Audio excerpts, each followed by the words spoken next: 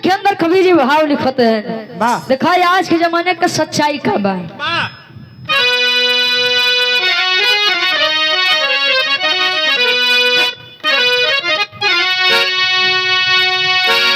अरे भलाई का जमाना ना रहा साथियों, करो अच्छा तो आखिर बुरा हो जाता है। थोड़ी सी दौलत और शोहरत में क्यों आदमी हमें आखिर क्यों खो जाता है।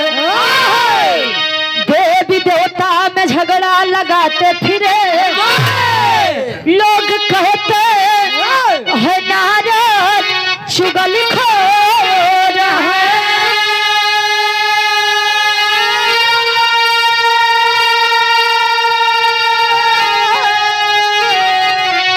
अरे काम बिगड़ा बनाए बनाए बिगाड़े लोग कहते हैं नारद छलिए चोर है।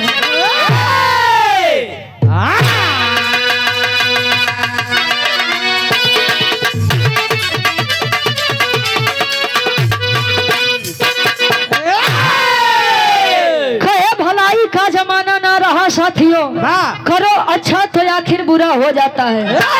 आज के समाज में जो चाहले कि हम बड़ा बढ़िया काम करते हैं, हम गाड़ी नहीं खाते। जो ढेर बढ़िया काम करता है बेचारे उन्हें गाड़ी खाते हैं। क्यों निस्वार्थ भावना से केहू के मदद कर ले हम जानत है।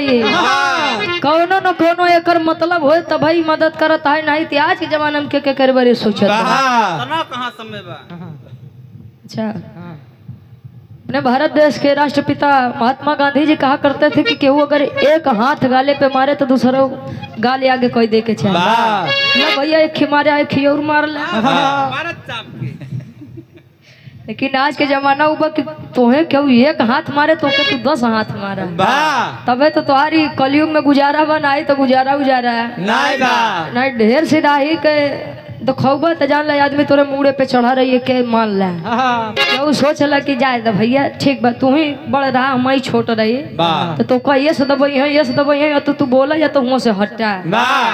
अच्छा आजकल थोड़ा बहुत घमंड सबके बा का मंजित भैया। केहू के अपने सुंदरता के ऊपर घमंड बा, केहू के अपने बल के ऊपर घमंड बा, केहू के अपने ज्ञान के ऊपर घमंड बा, केहू के अपने मेहरारू के ऊपर लइका बदे कहे कैसे।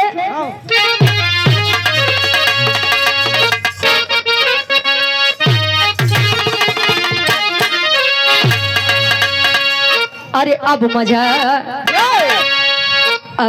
नहीं आता, अब मजा नहीं आता। अरे दूर रह के जीने में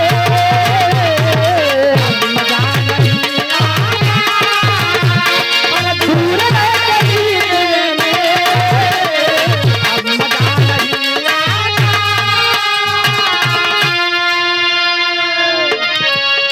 आता। अब मजा नहीं आता,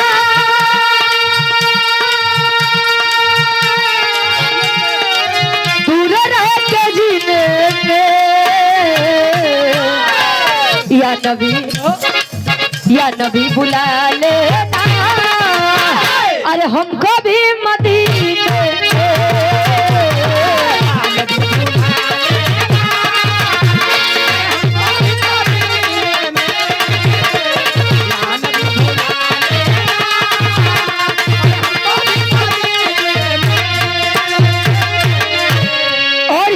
सम्मान बड़े भाई हमारे प्रदीप यादव जी मानधाता से 100 रुपया बहुत बहुत धन्यवाद। तो कैसे पिछड़ा जाते हैं मैनेजर साहब आगे बढ़ा, आगे बैठा। अब देखो तो कार भार तोरे ऊपर कुलबा जान लो बेचारे बड़ी छोटी उम्र में बहुत बड़ी जिम्मेदारी ले ली सबका। हाँ हो प्रधानमंत्री नहीं होता ना बड़ा फ्रॉड नहीं बा। कहे अब मजा नहीं आता दूर रह के जीने में, या नबी बुला लेना हमको भी मदीना में। तरह से बढ़िया कभी जी फर्ज में लिखा था देवो के देव महादेव जी के मेहरारू लगे, माई गिरजा लगे, नारद जी पहुंचा कहे माई एक बात बतावा भगवान भोलेनाथ अवघड़दानी राबो भय तू घड़ाइन हो गई हऊ अच्छा ये हो जमाना रहे कि पहले के समय में मंजीत भैया जैसे लोग केवल मनसेधु के नाम से मेहरारू के बुलावे इज्जत बढ़ जात रही। अच्छा जैसे मान लो इनका नाम मंजीत बा तो इनके मेहरारू के लोग का कहिए हाँ मंजिताइन ई कौने जगह लिखा कब बोले हो मास्टराइन कहीं यार। अच्छा अच्छा मान लो मंजीत भैया लंकेश के नाम रावण रहे और रावण के मेहरारू के लोग का कहत रहा हुई वहाँ समय में रौड़ाइन कहीं और लड़ाई के यार। अबे काम बड़ा बढ़िया बा भगवान भोलेनाथ कैलाश पर्वत पे बाटे नहीं कहन तब कहन भाई हमारी एक बात माना गिरजा माई से नारद जी का कहे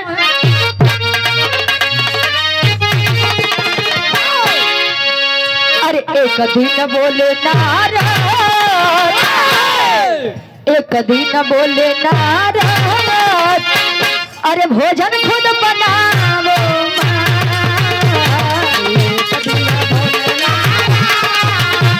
अरे भोजन खुद बनावो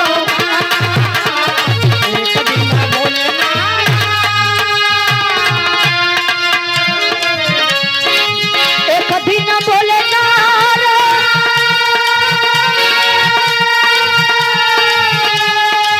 भोजन खुद बनावो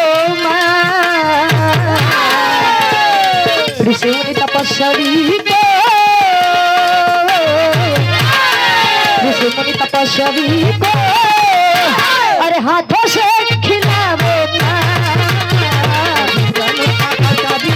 अरे हाथों से खिलावो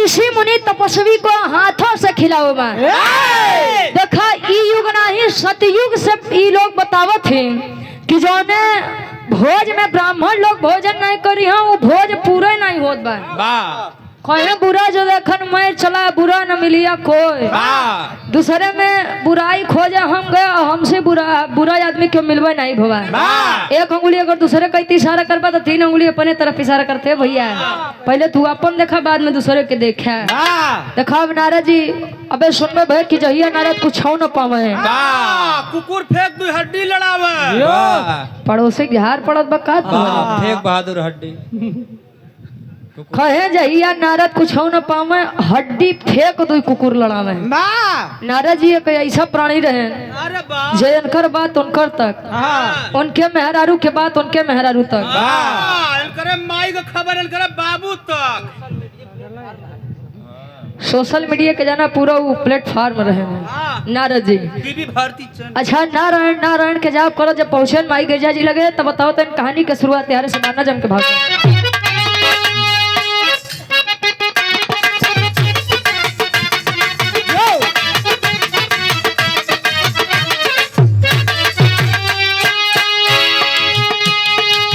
पलक झपकते ही पलक झपकते ही नारद जी पहुंच जाते हैं जहाँ विद्रोह में लभी कराते हैं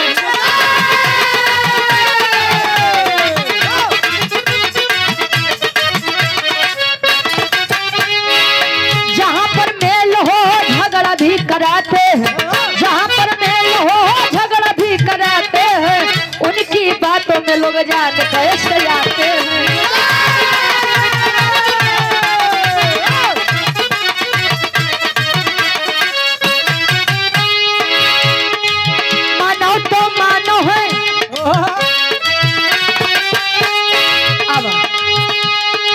तोरे दे रही अब कुल काम खत्म हो गया तू खाली पता ही देखा और आप सम्मानित हृदय के गार्जियन जी धर्म के हमारे पूजनीय मामा जी आप श्री वेद प्रकाश एडवोकेट साहब सराय नानकार मानो तो मानो है ना इनकी कोई बातें है मानो तो मानो है ना इनकी कोई बातें है देवी देवता भी नारद से हार माने हैं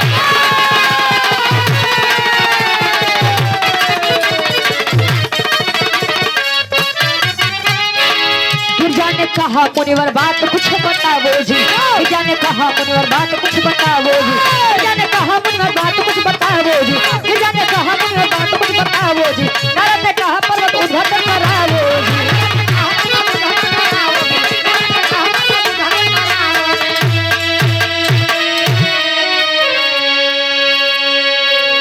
अरे वाह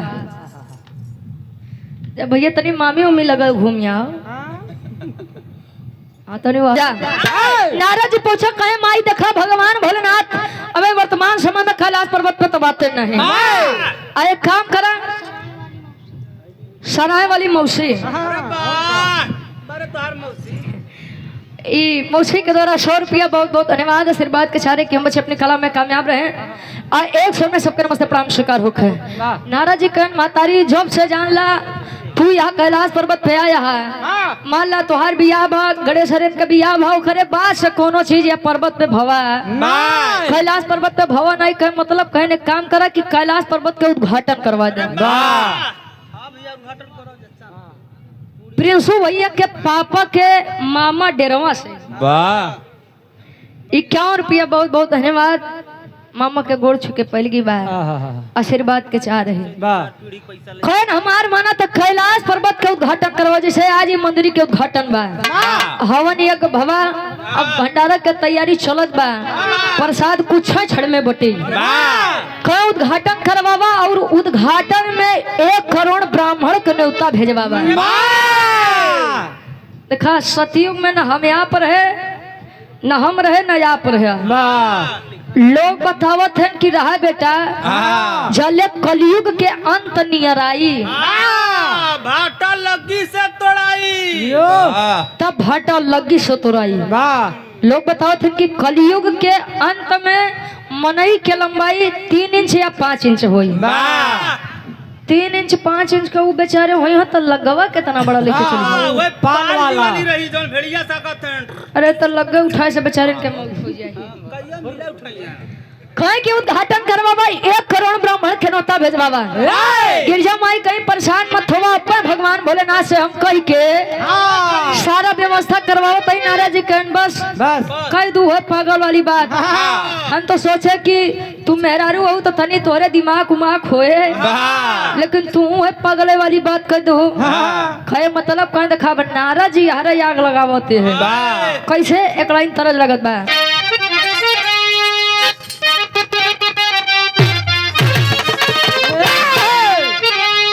खाई कोनो पुराने समय के काकी दादी हरे अपने दुल्हा से कहा पहले के दुल्ही तो ये झुमका झुलनी फरमाइश करें आज तो चाट चाउमीन पिज्जा बर्गर में आई है।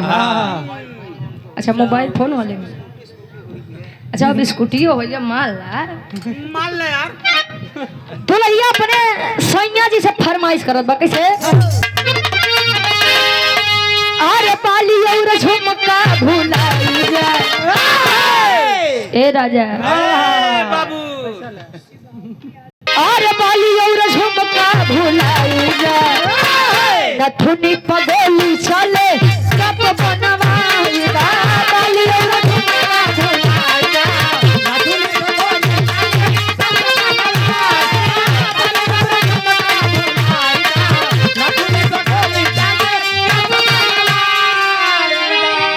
लेकिन नारद जी कहें अरे नारद बाबा सोचे अपने मानवा नारद बाबा सोचे अपने मानवा बात बोले गिर जाते समनवा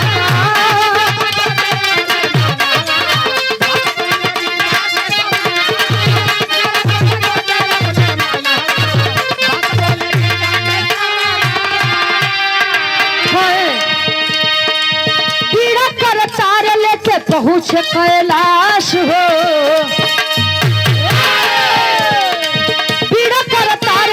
पहुँच कैलाश हो झगड़ा लगाए नारद कैले सत्यानाश हो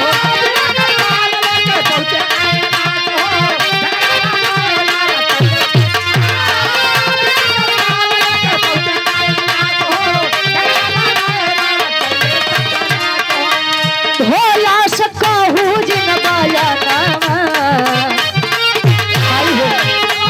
भोला से कहूँ जिन बाया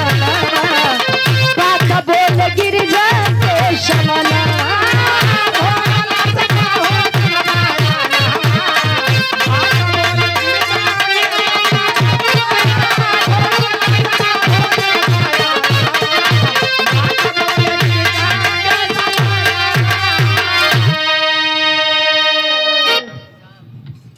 पूर्वी विरह कैलाश हो झगड़ा लगाई नारद कैले सत्यानाश हो जहाँ नारद पहुंच जाए जहाँ लहुआ घाटा छोड़ फायदा नहीं बा खये माई कुल काम कैल हो लेकिन भगवान भोलेनाथ का एको बात पता नहीं लगे के चाहिए खये खाए उन्हीं तो हमार परमेश्वर रहें और उन्हीं से तो हम यार कैलाश पर्वत पे अगर उनके नहीं बताई तो हम नारद जाप कहा कहे माई खाली जब तक काम न हो तब तक बात छुपाए रहू और ओकरे बाद बताए तू का दिक्कत बा जान जाइए तो तू के रोक दे हमारो कुल नाशय होई कहीं ठीक बा बेटवा जा तू न्योता बाटा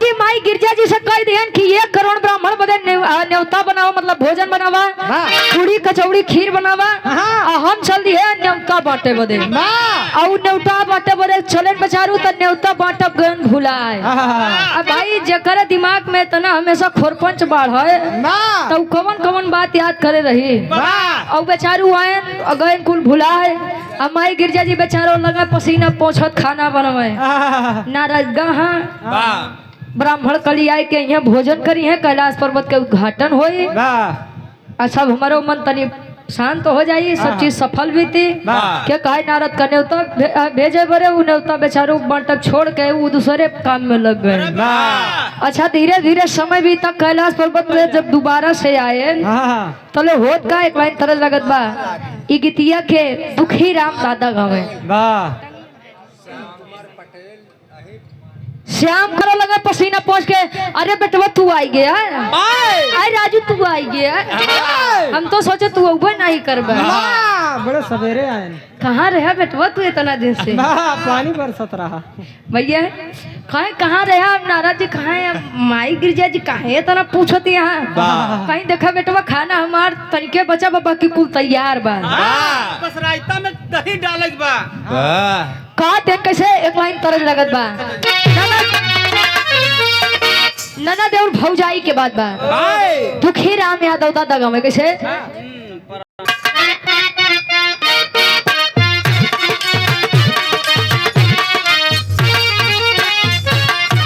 अरे टंगिया में टंगिया पहले सुन ले जाया अर्थ के अनर्थ मत कर जाया नहीं कहा कि अरे यार हुआ रही पता नहीं का उल्टा सीधा गावो तो रही दो अर्थी भाव बा हाँ बात का बतंगड़ नहीं बनाओ टंगिया में टंगिया ए बाबू टंगिया में टंगिया फांसा वाले न हो नाना दी भौजैया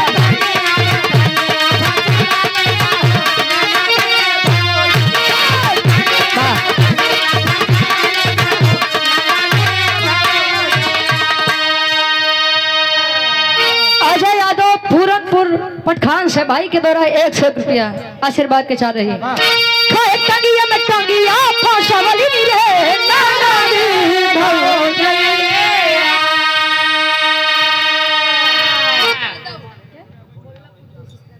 फांसा वाली रे नाना दी भौजैया तो कहे ऊपर ऐसे डाल के हिलावली न हो नाना दी भौजैया ऊपर ऐसे डाल के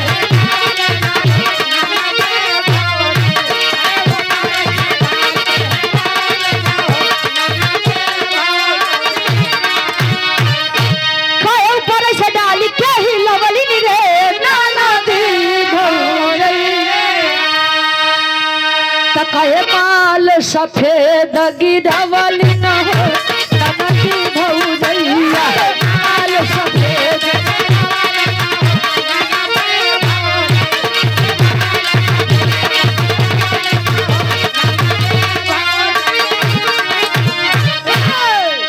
कहे टंगिया में टंगिया फसवली न हो ननदी भौजैया ऊपर से डाल के हिलवली न हो ननदी भौजैया तब माल सफेद गिरवली न हो ननदी भौजैया पहले के समय में जब काकी माई लोग जाता लगे बैठे गेहूं लेके और गेहूं डाल के जब मुट्ठा पकड़ के घुमावा तब वो सफेद सफेद आटा गिरे और पहले के समय में जब गेहूं के आटा के रोटी बन जा भाई वैसे बतावे जैसा लगे कि मैं घर का दर्शन करके लौटा पाए का करबो भैया पहले खाए के बड़ी तंगी रहे अब तो गेहूं के रोटी बना दे चाहे जथा के रोटी बना दे। हाँ आज के समय में अगर चौरे की रोटी बना देबे तो आदमी कहीं हाँ आज मेरे चौरे की रोटी बनी नहीं तो राइस से काम चलाई।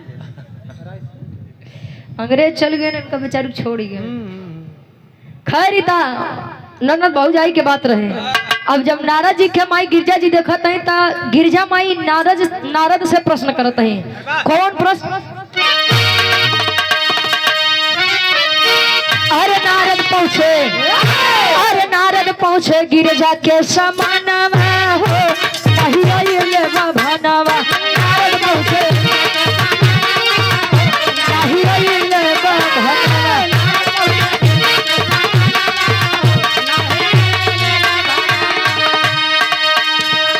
गिरजा माई पूछे नेवता हारू के हाल हो।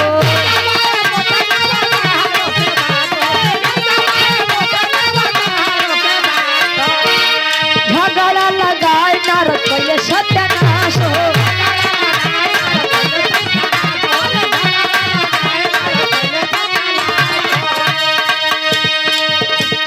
जल्दी जल्दी जल्दी जल्दी कइले पाया ना हो नहीं आइले बाबा। जल्दी जल्दी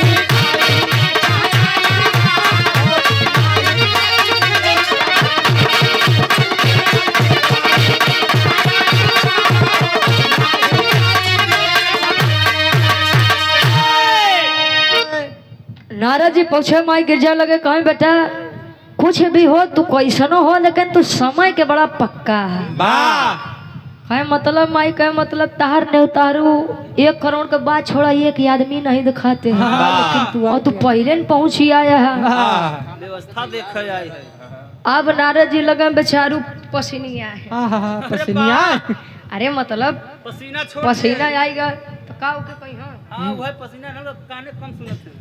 और जब लगे बेचारू पसीना पोछे कहे लागत बाजारो कोनो खेला कई के गरे का कहे कि माई खाली 5 मिनट और दे दे जब वो तोहार थोड़ बहुत बचा हो के पूरा करा हम एक बार फिर से सबको सहेज के आवते।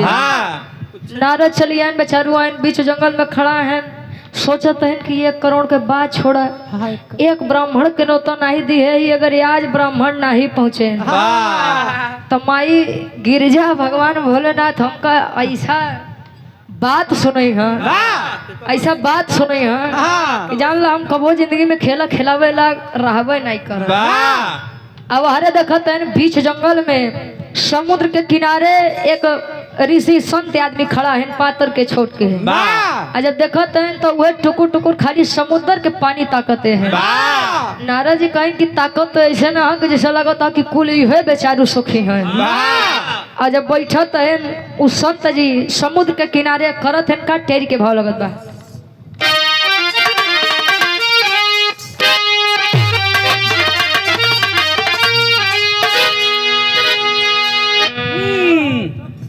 हाँ ठीक। अरे भेटाई गईले मुनिवर ज्ञानी बाबू भेटाई गईले मुनिवर ज्ञानी पल के सांस में पियले पूरा समुंदर पानी में रहो पानी में रहो।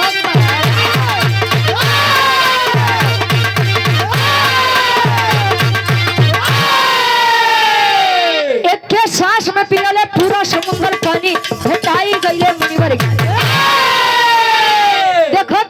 संत जी बैठे बैठे खाली अंजूरी लगाए के और एक के सांस में कुल समुद्र के पानी पी गए। ये हम नहीं अपन वेद शास्त्र बतावत है। 4ठी की 5वीं क्लास में पढ़ावा भी गवा कक्षा 3 छोटे यादव ऋषि पी गए। और जब कुंभज ऋषि कुल पी गए तो नारद जी लोग मुँह बाय के देखो रे बाप अब 1 करोड़ के बाद छोड़ा 1 करोड़ के कमी खाली एक आदमी पूरा कर दे। अच्छा एक बात बा मोट आदमी देख के कबो डराए मत। अब पातर आदमी देख के कबो भिड़े नहीं। इतना मोटवारी आदमी पहले तो सूरज ये कट डबल रहे पता नहीं बेचारू कैसे कम हो चला जाते हैं। टेंशन खाया जाता टेंशन खाएगा। अच्छा उनके टेंशन खाए जाता और का कौन चीज के टेंशन हो? आज है परिवार का ये मेरे परिवार सब बिखर रहे हैं। सोनू यादव भैया पूरनपुर आयन खैर महात्मा जी एक निवेदन लेके आए कहन हाँ बच्चा बोलो कहन की निमंत्रण लेकर आया हूँ कहाँ से कैलाश पर्वत से माई गिरजा जी ब्रह्मभोज करते हैं कैलाश पर्वत का उद्घाटन करवाते हैं जे माई 1 करोड़ ब्राह्मण के न्योता देव बदे भेजे रहे अब हमका लागत बा कि 1 करोड़ नहीं खाली तू ही भर काम को देबा अरे तनी बतिया सुने तो कुंभज ऋषि कहे का बिरहा के आखिरी तरज लगत बा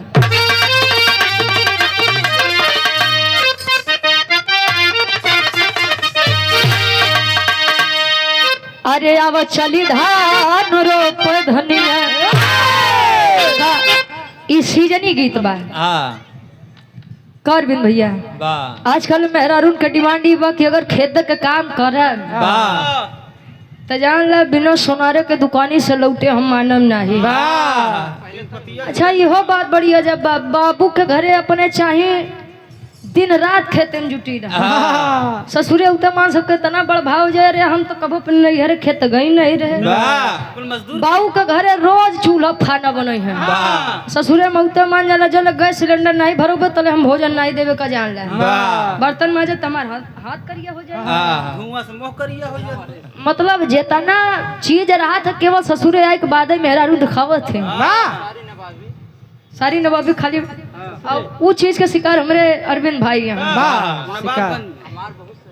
अच्छा इनकर बड़ी सही आज भी इनके यहाँ चूल्हा खाना बनता है अरे भैया भैया अरे ज्यादा तक तू जान ले भगवान भोलेनाथ के बात तुझी है अच्छा जब पूछो दुल्हा अपने दुल्हैया के समझावे कैसे अरे आव चली धान रोप धनिया अरे धान रोप धनिया अरे धान रोप धनिया आव चली धान रोप धनिया आव चली धान रोप धनिया तारी माझी बरसत बपनिया आव चली धान रोप धनिया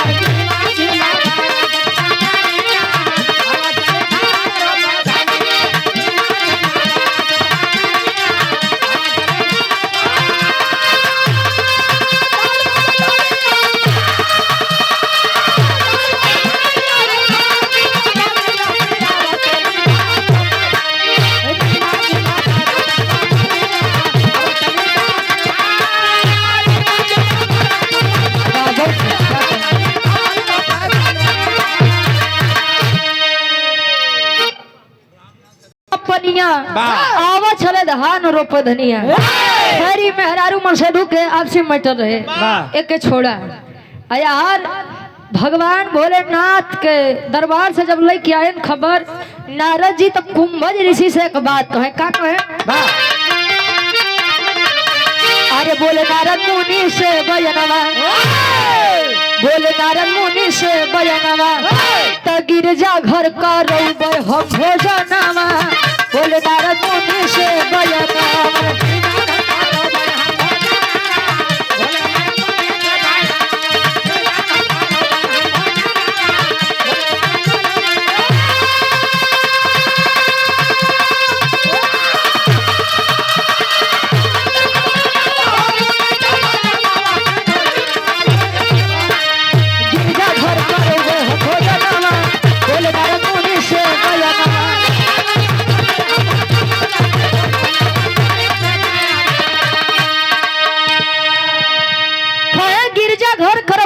से बजनवा आओ चला स्वामी गिरजा माई के ब्रह्म भोज में शामिल हुआ कहे बेटा नारद चल तो हम चली लेकिन का तुहार माई हमार भर पेट भोजन करवाए पई हो कहे है राजू मनई है मानव है कि दानव है आई कितना खाबे 1 करोड़ ब्राह्मण के भोजन बनाबा आई कितना खाबे ज्यादा ज्यादा 10 लाख 20 लाख आदमी के खाबे और कितना खाबे भगवान भोलेनाथ के मेहरारू के बात करत ही हम गौरा माई के बात करते ही आवा चला कहीं कि बेटा रुका अब तो हम भर पेट पानी पिए अब ओके पहले निकाली तब तो हम चली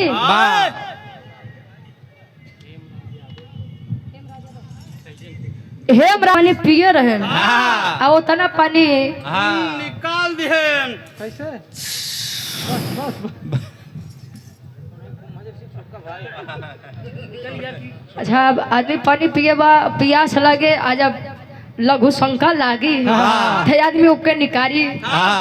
अच्छा लोग बताओ थे ना अपन वेद शास्त्र बताओ था कि जब कुंभज ऋषि अपन लघु शंका मिटाए हैं तब से समुद्र के पानी खारा आवेला। वही से नमक की उत्पत्ति वही सब खा रहे हैं। अच्छा तू कौन नमक यूज करते हो? हम भैया नमक नहीं खाते, बिना नमक का भोजन करते हैं। अरे वाह, अरे जिया मंजीत भाई देखा ये बेचारा नमक उमक से बड़ा दूर रहा था। नमक चीनी ई कुल इनका जान काटे दौड़त था। 10 आदमी अगर बैठ जाए चाय के दुकानी पे तो लब से बोलिए भैया हमारे कम चीनी जिन डाले। इनका के मन नहीं समझा सकत है परमोद दर्पण।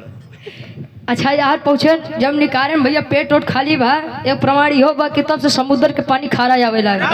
वेद शास्त्र बतावत है, हम वेद शास्त्र लिखे उखे ना आई भाई और न देखे गए हम। अब पहुँचे जब एक ऋषि का लई के नारद पहुँचे तो गिरजा माई लगे गुस्सिया कहा कि ये तो इतना देर बाद लौटबो भैन वो एक ही पातर के निमरा आदमी लेके लौटा है कितना खाई। पहले गिरजा माई प्रश्न करता है कैसे, अरे एक ब्राह्मण देख गौरा अरे गई लिखी सी आई कहा बेटवा नारद बात समझ नहीं आई। कहाँ बेटवा नारद बात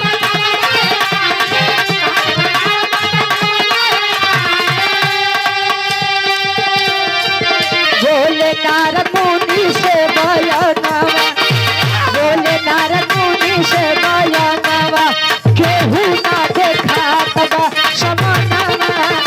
बोले नारद मुनि से बयानवा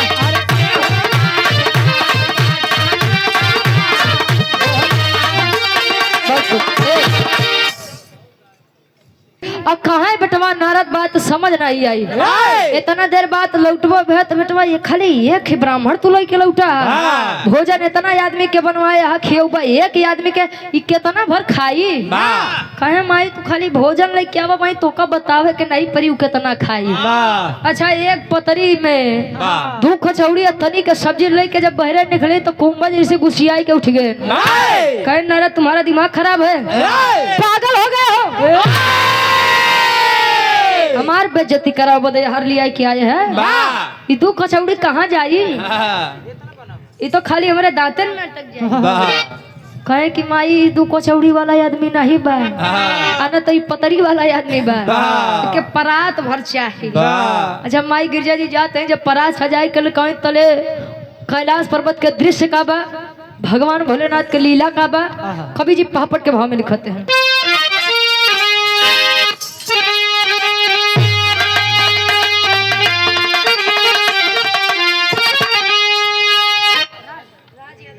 राज यादव जमुआ के अरे खूब ऋषि करे जब भोजन मानवा व्याकुल बा, अरे खूब ऋषि करे जब अरे भोजन मानवा व्याकुल बा त गिरजा माई सोचते ही छना मानवा व्याकुल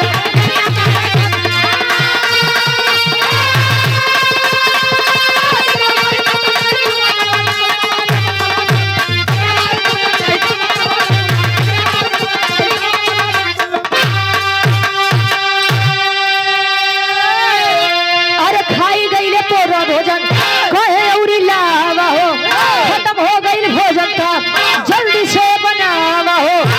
अरे तड़पत माँ भूखिया से आई परनवा मनावा व्याकुल बा गिरजा माई सोचत ही छनवा मनवा व्याकुल बा। बरात बरात जब लई के माई गिरजा आवे कचौड़ी लेके आवा तो सब्जी खत्म, सब्जी लेके आवा तो पूरी खत्म। माई गिरजा माई जौन 5G वाला उनके नेटवर्क पकड़े रहा अरविंद भाई जवन जल्दी जल्दी आवा इतना दौड़ा दे कुंभज ऋषि तो जान लो उनका नेटवर्क 2G से खराब हो गया। हाँ स्पीड एकदम धीरे हो बेचारो आवा कहाँ बेटवा कितना देर और खाई एक और पेट बा कि इंडिया के गेट खाली लेते जात बा बस करे के नाम है नहीं लेत बा। माई गिरजा जी से जैसे माई गिरजा जी तनी ढीला तुरंत तक कुंभज ऋषि आवाज दे माई भोजन और जल्दी लेके आवा। अच्छा एकदम भोजन कमती के तरफ बा, एकदम खत्म होए वाला बा। कहीं बेटवा नारद इज्जत हमार बचाए ला नहीं तो जान ला ई ऋषि मुनि कुल मरी है नाश कर दे हैं। अब भाई अतिथि देवो भव, मेहमान भगवान के समान होता है। भगवान का अगर अपमानित कर देबो तो जान ला हमार स्वामी हमारे ऊपर बड़ा गुस्से हैं। चली जा भगवान भोलेनाथ के लगे उनका लियाई केवन है तो बड़ी बदनामी हुई हमारी। नारद जी बेचारू हाफत हाफत पहुंचन कहाँ? क्षीर सागर। क्षीर सागर कहाँ? विष्णु जी लगे। भगवान भोलेनाथ बैठा है तो ले नारद जी एक बात कहे, का कहे? आल्हा के भाव में कवि जी प्रमाण देते हैं।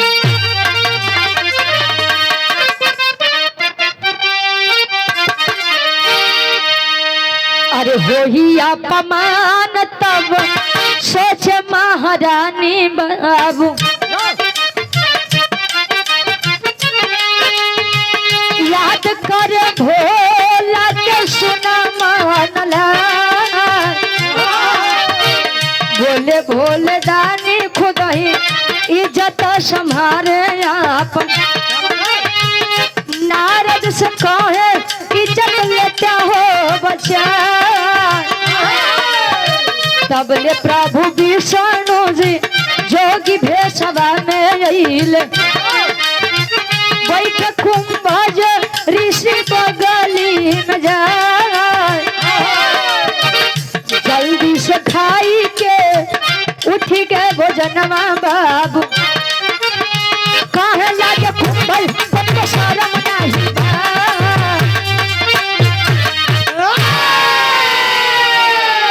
और भगवान भोलेनाथ के पास खाए के स्वामी बड़ी दिक्कत हो गई।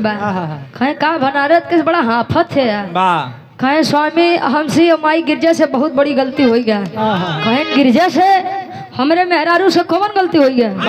कहें कि महाराज तू आज समय कैलाश पर्वत पे रहा नहीं। हम मजाक कैली हम माई गिरजा से कि माई 1 करोड़ ब्राह्मण के निमंत्रण भेजवा, कैलाश पर्वत के उद्घाटन करवावा और वो बात तू सीरियस ले ले हैं। 1 करोड़ ब्राह्मण के न्योता भोजन जब तैयार करें हम कुंभज ऋषि के लेके आए। वो बेचारू कुल खाते जाता हूँ बस करे के नामे नहीं लेता। भोजन खत्म होए वाला बा, उनकर चक्की बंद है नहीं होत बा। चल के महाराज इज्जत बचौता है। भगवान भोलेनाथ कहें जब मन सेधु से छुपाए के कोनो काम करी हैं तब तो नाशे होई ना। कहें महाराज पहले इज्जत बचौता बाद में ताना मारे। कहें कि जा जवन दोनों जने करे आपन झेलक भोले भंडारी बाहर नहीं देख। विष्णु जी से अरदास करने लगे नारद जी के बतिया सुन के विष्णु जी जोगी रूप लेके पहुंचत है कैलाश पर्वत। कैलाश पर्वत जब पहुंचे तो माई गिरजा जी और बटुर गई। कहीं नारद तुहार दिमाग खराब बा, हम भेजे रहे भोलेनाथ कला बदे तू एक ऋषि और लेके आई है, तू का चाहत है? इज्जतिया हमार कुल माटी में मिल जाओ। विष्णु जी कहन माई परेशान न हुआ हम भाई बगली बैठो तन कुंभज ऋषि से भोजन कई के उठ गए। कहे यार महाराज मतलब हम अब्बे आए अब्बे हमार पेट भर गया। तू इतना देर से खाता है राजू मानव है कि दानव है? अच्छा अब कुंभज ऋषि बेचारू शर्मा लगन की लागत बा गड़बड़ी ढेर होत बा। तले कुंभज ऋषि उठत है न कहत है कब आखिरी भाव खड़ी के भाव लगत बा।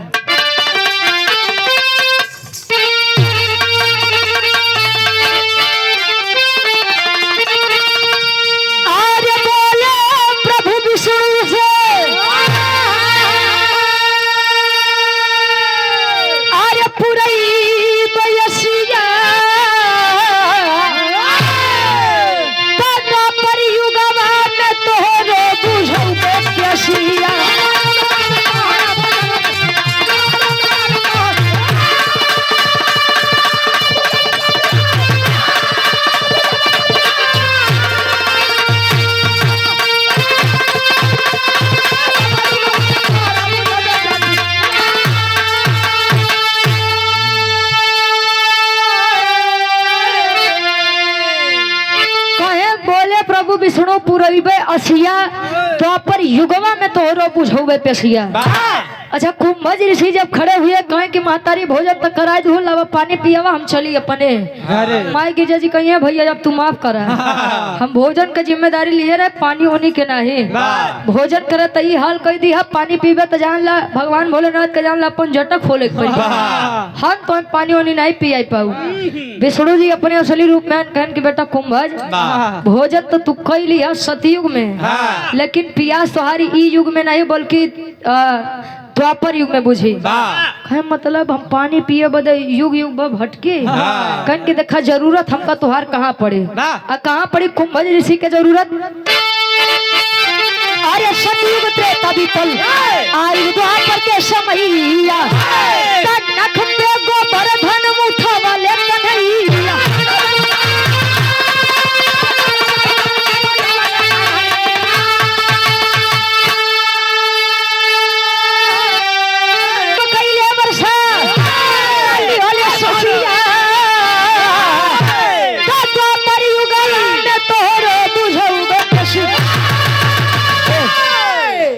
सतयुग बीता त्रेता बीता द्वापर में जब विष्णु जी भगवान कन्हैया के रूप लेके आए तो आप लोग जाना था कि गोकुलवासी इंद्रदेव के पूजा करत रहे भगवान कन्हैया कहन महाराज इंद्रदेव के काहे पूजा करत है वो तो अपन काम करत है अगर पूजा करे के बाद तो गोवर्धन पर्वत के पूजा करा जकरे छत्र छाया में गोकुलवासी जिंदगी बढ़िया से बितावते हैं गोकुलवासी पहुंचन गोवर्धन पर्वत के पूजा करे बदे आ इंद्रदेव गुस्सियाई के लगे मूसलाधार बारिश करे